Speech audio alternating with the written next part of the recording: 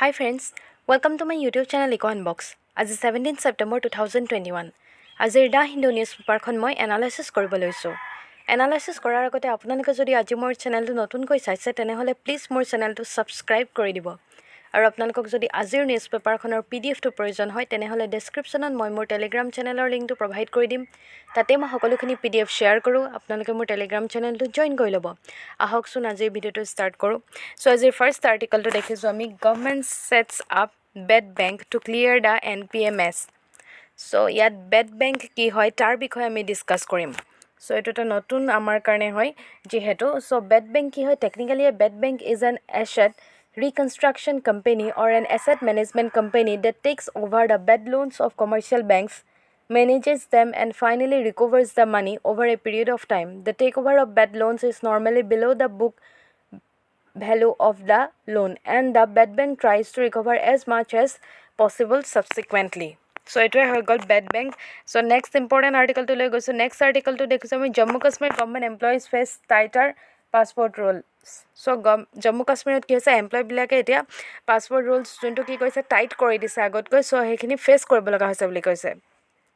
So' earlier an employee would get a passport after the two-layer police verifications from the local police station and the criminal investigation department. আগতে দুটা ষ্টেজত হৈছিলে two-layer পাছ হৈছিলে এখন passport পোৱাৰ ক্ষেত্ৰত বাট এতিয়া কিছু according to the order the guidelines for obtaining a passport have been reviewed by the Ministry of Personnel, Public Grievance and Pensions Department, Personnel and Training, Government of India in consultation with the Central Vigilance Commission and the Ministry of External Affairs. So আগতকৈ কি হৈছে ইয়াৰ ৰুলছটো বেছি হৈছে এতিয়া বেছি tight কৰিছে passport পোৱাৰ ক্ষেত্ৰত জম্মু এণ্ড কাশ্মীৰত।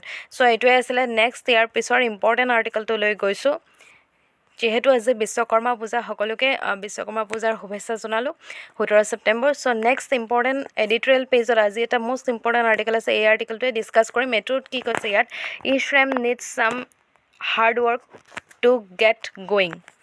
চ' ইয়াত E-Shram পৰ্টেল বুলি এটা পৰ্টেলৰ কথা কৈছে। চ' E-Shram পৰ্টেল কি হয় তাৰ বিষয়ে মই ডিছকাছ কৰিম। ইয়াৰ মেইন এইমটো হৈ গ'ল two register 38 crore unorganized workers such as construction laborers হ'ব পাৰে, migrant workforce, street vendors and domestic workers among others. The workers will be issued an E-Shram card containing a 12-digit unique number. সেই E-Shram কাৰ্ডখনত কি থাকে 12-digit এটা unique number থাকে। So if a worker is registered on the E-Shram portal and meets with an accident, he will be eligible for 2 lakh on death, permanent disability and 1 lakh on partial disability. যদি কি হয় এই E-Shram পৰ্টেলৰ আণ্ডাৰত যদি সিহঁতে register কৰি থৈ দিয়ে সেই ৱৰ্কাৰবিলাকে আনঅৰ্গেনাইজ ছেক্টৰত যিখিনি ৱৰ্কাৰে কাম কৰে।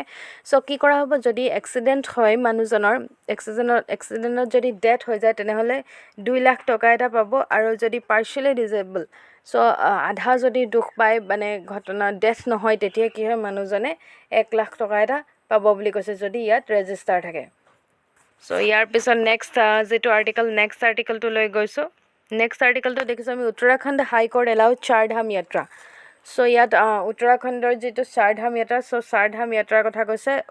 উত্তৰাখণ্ড হাইকোৰ্টে এইটো এলাউ কৰিছে চাৰধাম য়াত্ৰাটো যিহেতু ক'ভিড-19ৰ কাৰণে এইটো ৰৈ গৈছিলে। চ' ইয়াৰ বিষয়ে আমি ডিছকাছ কৰিম। চাৰধাম য়াত্ৰানো কি হয় ইয়াৰ লোকেশ্যনটো হৈ গ'ল in the great Himalayas in Uttarakhand. The four pilgrim এটা ফ'ৰ পিলগ্ৰিমক বুজাই চাৰধাম য়াত্ৰাই সেইকেইটা হৈ গ'ল য়মুনেত্ৰী, গংগোত্ৰী, কেদাৰনাথ এণ্ড বদ্ৰীনাথ আৰু কালেক্টিভলি ন'ন এজ চাৰধাম। সেইখিনিক চাৰধাম বুলি কোৱা হয়। এণ্ড চাৰধাম য়াত্ৰা কমেঞ্চেছ ফ্ৰম য়মুনেত্ৰীৰ পৰা আৰম্ভ হয় the proceeding to Gangotri and finally to Kedarnath and Badrinath. Yamunotri is dedicated to the goddess য়মুনাক বুজায়। And Gangotri is dedicated to goddess গংগাক বুজায় গংগোত্ৰীয়ে।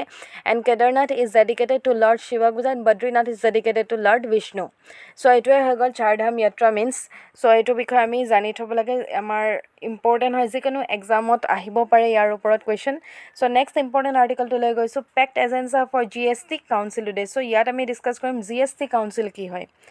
চ' আৰ্টিকল 279A ইয়াত কি আছে GST কাউন্সিলখন ফৰ্ম হৈছিলে by the president to administer and govern GST। Its chairman হৈ গ'ল union finance minister of India with ministers nominated by the state government as its members. So' এইটোৱে হৈ গ'ল GST কাউন্সিল। GST কাউন্সিলৰ main যোনজন chairman এইটো হৈ গ'ল আমাৰ এতিয়া যিহেতু ফাইনেন্স মিনিষ্টাৰ নিৰ্মলা সীতাৰমণে ইয়াৰ এতিয়া চেয়াৰমেন নেক্সট ইয়াৰ পিছৰ ইম্পৰ্টেণ্ট যিটো আৰ্টিকল নেক্সট আৰ্টিকলটো লাগিছে নেক্সট পেজ বিজনেছ পেজৰ এটা আৰ্টিকল দেখিছোঁ recovery on track RBI's Patra.